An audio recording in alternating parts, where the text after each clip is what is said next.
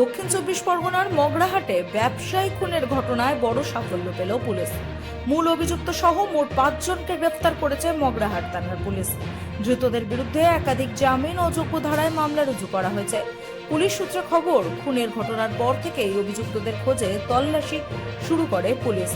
গোপন সূত্রে পাওয়ার তথ্যের ভিত্তিতে বিভিন্ন এলাকায় অভিযান চালিয়ে 5 জনকে গ্রেফতার করা হয়। তদন্তকারীদের প্রাথমিক অনুমান, পুরনো শত্রুতা বা ব্যক্তিগত বিবাদের জেরেই এই নৃশংস হামলা। তবে ঘটনার নেপথ্যে অন্য কোনো কারণ রয়েছে কিনা তাও খতিয়ে দেখা হচ্ছে।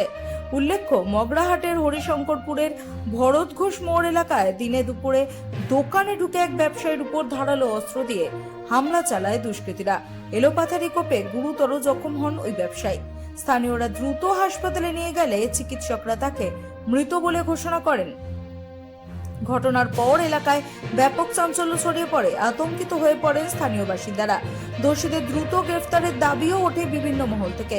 পুলিশের তৎপরতায় অল্প সময়ের মধ্যেই 5 জনকে গ্রেফতার করা সম্ভব হয়। আজ ধৃতদের ডায়মন্ড হারবার আদালতে তোলা হবে বলে সূত্রের খবর। পুলিশ হেফাজতের আবেদন জানিয়ে জিজ্ঞাসাবাদের মাধ্যমে খুনের নেপথ্যে আরও তথ্য উঠে আসবে বলেই আশা তদন্তকারীদের। Bureau report, রাতদিন news network.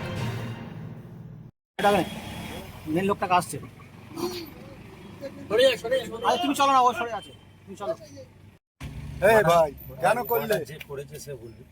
এই ভাই কি হয়েছে, কি কারণে? জানি না, আমি তো কামার মধ্যে কাজ করি, ওই সরে এসেছে। ও দা কি হয়েছে, মারলে কেন? আমি তো একজন জনপ্রতিনিধি, আমি এই বিষয়ে কিছু জানি না। কি বলছেন? আপনার নামে কথা বলছে।